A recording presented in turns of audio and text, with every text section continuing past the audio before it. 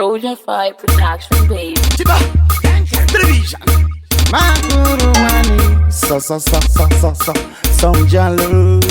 sa shora mumu, kanaona mumu, asinyore kunge kutamba chikumbu, usade kuchengeta chikumbu, nekuti pandaka kuranda ingonzili. Totenda Dzanwa taswera nebenzi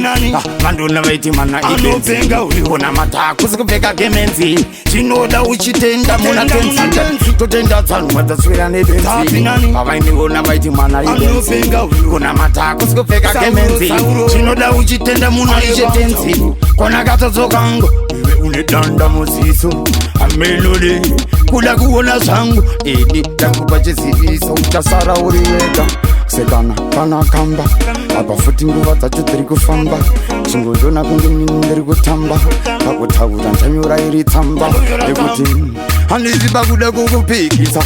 Saka uchiona nimbokoyedisa Kukudejisa Dongoita chandokwanisa Ndovamanyisa Totenda Dzanwa taswera nebenzi Vanduna vaiti mana ibenzi Kona mata kusikupfeka gemenzi Chinoda uchitenda muna tenzi Totenda Dzanwa taswera nebenzi Pavaindiona vaiti mana ibenzi Kona mata kusikupfeka gemenzi Chinoda uchitenda muna ichetenzi Ndakambochinja strategy Vati yakufa vaona ndakasunga bandage Vema streets vai vema language Vasikazive mungoma ndogadzira sandwich Zvimwe zvichapera nekunyengetera Chanzwa mhepo yakuzokufefetera Nyangwe vachida kukudeketera Uchishanda ipapo uchidikitira Vakambira pasi, mana wepasi Inzwa inini andokutanga nasi Tavasiya vatopenda chasi Kunge kutamba chesi Ndridonza mresi Totenda Dzanwa taswera nebenzi Vanduna vaiti mana ibenzi Kona mata kusikupfeka gemenzi Chinoda uchitenda muna tenzi Totenda Dzanwa taswera nebenzi Pavaindiona vaiti mana ibenzi Kona mata kusikupfeka gemenzi Chinoda uchitenda muna ichetenzi Sangoti usashora mbota futi ninozvimbira